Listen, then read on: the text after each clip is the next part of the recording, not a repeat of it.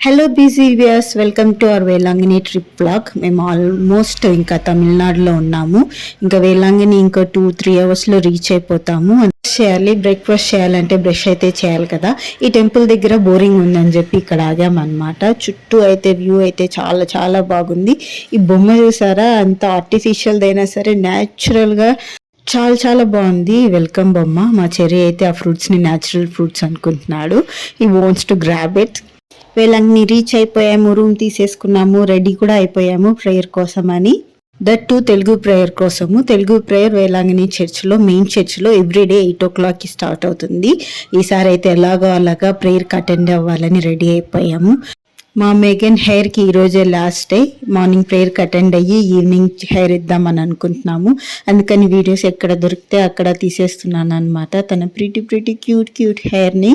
చిన్న size glasses మా husband అదే పనిగా వెతికి తీసుకొని వచ్చాడు. తను చూస్తేమో ఆల్రెడీ ఒకటి తుంచేశాడు, ఇంకా ఇది కూడా తుంచాలని చూస్తున్నాడని మా ఆయన తీసి పక్కన పెట్టేశారు.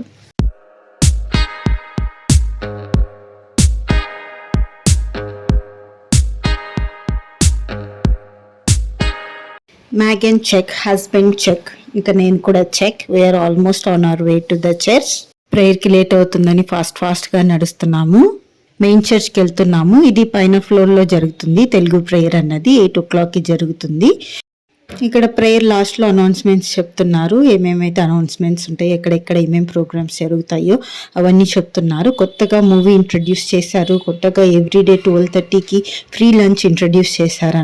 ఇంకా ఫైనల్గా ప్రీస్ట్ వచ్చి అందరిపైన అలా సైడ్కి నిలబెడితే జలం జల్లుతారు, మేరీమాత పవిత్ర జలము. ఫైనల్గా ప్రేయర్ అయితే అయిపోయింది. మేము ఇంకా బయటకు వెళ్తున్నాము.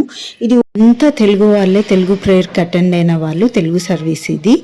స్పెషల్లీ సమ్మర్ కాబట్టి క్రౌడ్ ఇంకా చాలా చాలా ఎక్కువగా ఉంది. ఇక్కడైతే శారీస్ తీసుకొని వచ్చి వాళ్ళు ఆఫర్ చేస్తారనమాట. మేము కూడా శారీస్ తీసుకొని వచ్చాము, ఆఫర్ చేసాము. ప్రేయర్ అయిపోయింది. ఇంకా బ్రేక్ఫాస్ట్కి వచ్చాము. ఆకలిస్తుంటే వెయిట్ చేస్తున్నాము. టేబుల్ దొరకడం చాలా కష్టమైంది. క్రౌడ్ అయితే చాలా చాలా ఉన్నింది. అంతలోపల ఇలా ఎంజాయ్ చేస్తున్నాము. బ్రేక్ఫాస్ట్ వచ్చే లోపల అంతలోపల మీలో ఎవరైనా సబ్స్క్రైబ్ చేసుకోకుండా అంటే please do subscribe to our channel.